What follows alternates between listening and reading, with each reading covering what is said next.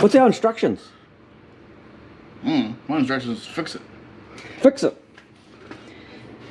As you can see, Jace is getting in here. He is chasing water leaks and oil leaks. And at the same time prepping for the other ECU. So he's going to do things like change the cam angle sensor, because we're not going to run a new ECU on an old cam angle sensor. Does this tractor stop making noise? So he was looking down here, and the tensioner, he had to take the pulley off the tensioner, and there's this extra little bit of steel. This one. There's this extra bit of steel that's been popped in. And technically this tensioner is running the wrong way. Now I've made this mistake myself too, and I want to really say that this car has been beautifully made. Like, it's, everything's on it. Did it make it in the antifreeze container? Well, you're in the way. I am. Would you say this car's been well made? I don't like old cars like this normally. I like this car. It's kind of cool. It's very cool. So Jace is doing the prep, sorting. Oh, it's done. I was talking about the pulley. I've made the same mistake on the tensioner before. And you want the slack, or you want the tensioner to be on where the slack is. So where it's pulling, between the driver and the driven, that you want to go straight, and you put the tensioner on the back side of that. So we'll be changing that tensioner as well. Jace is doing tappet cover gaskets, which it looks like the booster has to come out to do. He won't like that. You fucking watch me. The throttle body's going to be cut and trimmed. There's going to be some changes in water. Cam belt water pump tensioners. Though that water pump has been done, eh? It's had a water pump done when this engine went in. But it was leaking quite a lot of antifreeze on the ground. Was it all just coming out of the top hose? I think we'll be on the safe side and we'll do it so we know it's done. And some cam seals. He's going to hook the loom out of it. We've done plenty of videos on that stuff. We're going to focus on the cool stuff, which is going to be done inside that firewall there, and making this thing run properly with its new ECU setup. Removing this. Just remove that. Charcoal canister, the purge can leave, all the normal stuff. And he's got some other bits to put on it, as we'll catch up with him as we go through. I think we found our oil leak.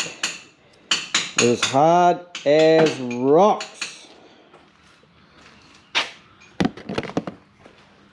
Here's the parts to fit. There's some O-rings, water pump, genuine Toyota water pump, mission breather hose, trigger wheel, water pump bolts, yeah. Water bridge gaskets, throttle body gasket, air surge, intake manifold gaskets, tappet cover gaskets, tensioners and idlers for the cam belt. This is not coming out. There it goes. Oh, just slip the cam. Oh.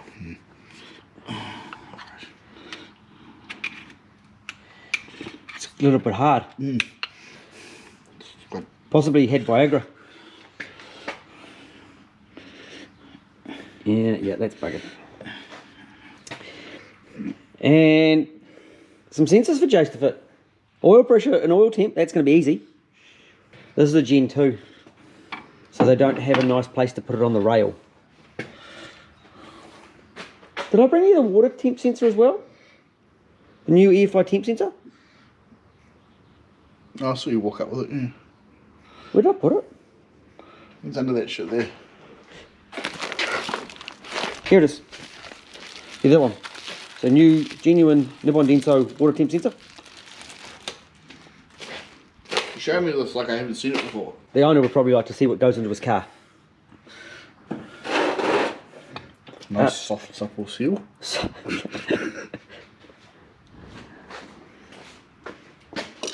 In the bin? In the boot.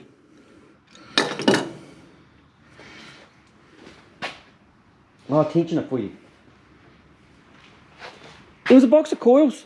There you go. We also have the magic box of consumables that we use. Oh, want some injectors and a fuel filter. We didn't check the fuel flow. You were too speedy. We'll check it at the other end. It's not how to change the fuel bottle. Nah. Nothing wrong with this sensor. Just don't touch it too hard. It'll crumble. Thanks to our latest discovery, they fit. Gen 2. No, it's not going to fit. It's going to be an absolute nightmare to do the back one. I probably should get you some Spark plugs. Some spark plugs, eh? See what's in there. And what thermostat do you want? Do you want a standard one or a TRD one? I don't care. What were the customer like? I don't know. What would the It's not customer? my car. Cool. What would the customer like?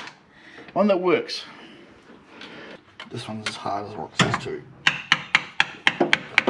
Yep. You know it's hard when they spin.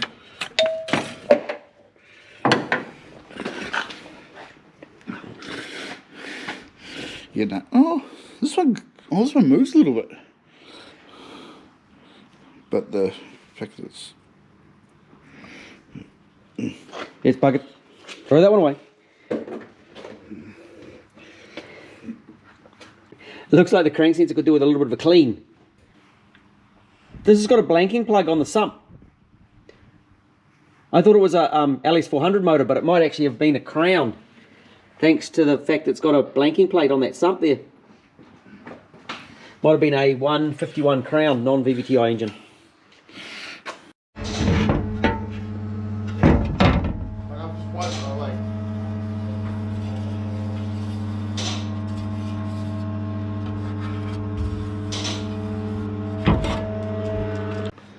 It does look new. Yeah. Like. That's good. Well, that's nice to know that we're not dealing with old buggered parts. Yeah. I'd love to have it come out and put a trans kit in it. Well, it's Put a shift kit in it's it. got numbers written on it. It's like there's paint pen numbers under there. Yep, they have that factory. No. They have some numbers written on them. They're always nice and clean. Yeah, like I was like draining it out. Boo, yeah. I'm like, oh, Bruce got a clean container. Could put it back in. I don't think you put clean oil. You don't do that when you do it though. Yeah, but like you could put it back in. It was that clean. Is that clean? I get what you're trying to say. Oh, It's a steering stop. yeah. Awesome. Took me a minute to work out what that was. Like it's That is spotty. it's like brand new. Yeah, that is beautiful. Like if it was like mud, I'd be like, yeah, sure, but That's good. It's nice. That's how it should be, and that's how you should be servicing a Trans A. It shouldn't be disgusting and dirty and black. yeah. That is just awesome. Right. Cool.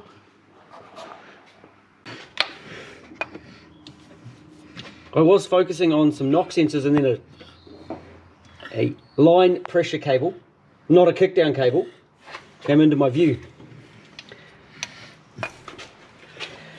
Jason's been pulling stuff apart still, and I'm pulling the back wheels apart because we're working on the engine and we needed the back wheels off, didn't we, Jace? These are actually a lot heavier than I thought they were, but there's a crack just in here that we noticed while we were doing the job. So we've got to come up with a solution. The shock mount is out here, so we've got to come up with a solution to strengthen it because it was also bent. Bend me more. He's done a lovely job of straightening it. Wiring loom is gone.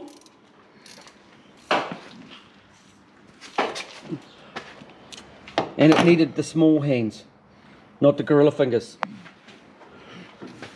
And now Jason's going to do tablet cover gaskets. You'll see the front is back together. Alternator only tensioner done. Distributor caps are gone. New timing belt. We're getting the fittings for here welded up. And of course Jason's done the knock sensors and the knock sensor loom. Sort of that part of the wiring.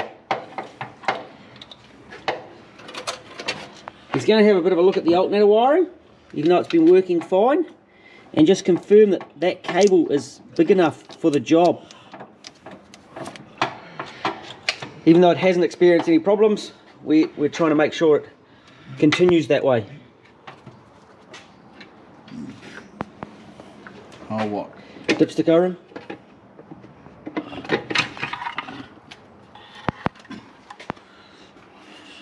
That wasn't as hard as I thought.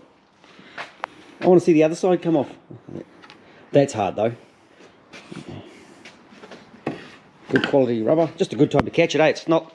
There's been nothing that's been really ugly so far. Really? Just time for a bit of love. Oh, that was stuck on. We did find a little issue with the heater bypass. It is so close. EFI temp sensor is new. So in the heater department, it was actually a circuit. It was coming out of the back crossover and back through the heater circuit, which causes problems with regard to proper cooling through the radiator. So Jace has changed that around and remounting the back sender. So that's going to be remounted and straight into the back crossover pipe. It's like so close to coming out, eh? Your dog's barking and stuff. Yeah, I think she's bailed up a hedgehog actually. Maybe? Yeah, just by the by a post. You're getting some booty happening here. A bit of booty. It's quite a large booty. A bit of a large booty. We were discussing earlier, if we took this to cert now, whether this would pass or whether they would have to have it sealed off between the boot and the cabin. Of course, with the fuel system in, we would absolutely have to, but we were sort of hypothesizing without the fuel system whether this would actually pass. Or would it pass? Would it be okay with a fuel system like that because it's like this factory? No, the fuel system negates it. Yeah. But if that wasn't there, I don't see how they could not allow that. Well, it's factory, you can't. Because that's a factory. But then you have to add drive shaft hoops, even though that's not factory as such. Luckily, we're not going to cert. No. Jace has been doing some little modifications in here for the fuel pump wiring, which we forgot to check the fuel flow. We'll do that when we get it back together. So he's made up some little relays, and he's actually already run some power wires, some trigger wires coming through here somewhere. Oh, here they are. There they go. Run through the car to try and make it so we've got the fuel pump relays closest to the fuel pump as we can, just to make it a bit safer. It's a big boot. It is a very big boot. With the sun streaming in here, you'll notice he's been doing stuff under the bonnet. Tabbet covers, we're going to paint them up. Just in silver. Plenum. It's been cleaned up. That'll be painted. And we fitted some bigger injectors. This tabbet cover, we're giving it a bit of a trim to make it easier to take in and out. Not that we're hoping to have to take it in and out, but it's a bit of a pain. And then Jace's been down in this area.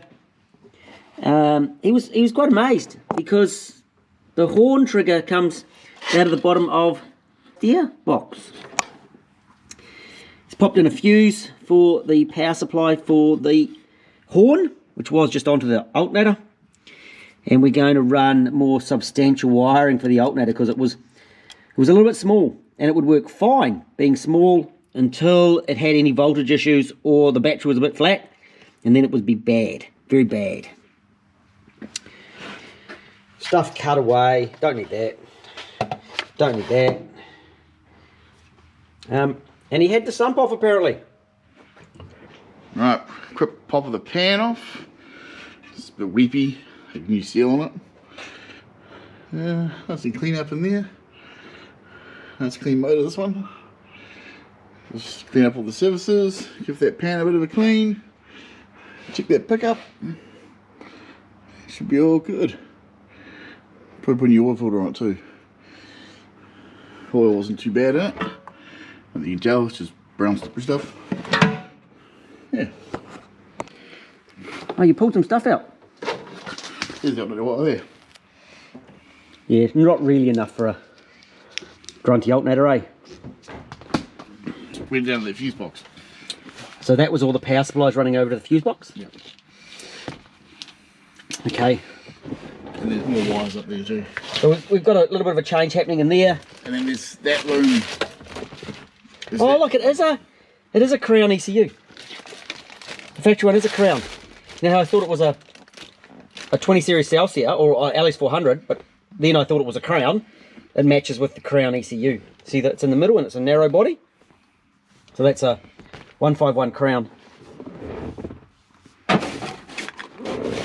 So there's some other. Yeah, there's another loom that comes across there. I think it's for like the lights and shit. Oh, and there's a little resistor in here too. Wonder what that does. I don't know. And a chocolate block, Yeah, and a little resistor. That scares me because that's. I've got to duplicate this and make everything work again. And someone's done something fruity there with a resistor. They didn't chop it up too much. I sort of. We'll be able to trace that, okay? It's not a kill switch. It's just a switch. Right. I don't know what it does. I want to actually get some sort of switches, sort of period styling. Because I want to have a proper power economy button, which won't be power economy. It'll be drag mode A, B, C, D or something. Can't you buy a rotary switch for these? I possibly can buy a rotary switch. If I had a rotary switch and do it off a rotary switch. This certain computer has a rotary switch you can buy. This certain computer, very, very discreet there. Yeah. We've actually managed to get quite a way in and not actually mention what computer we've put in it yet. And we're not going to mention it yet. I almost mentioned it the other day. You did? Well, the power of editing, you'll never know. Correct. We'll never know.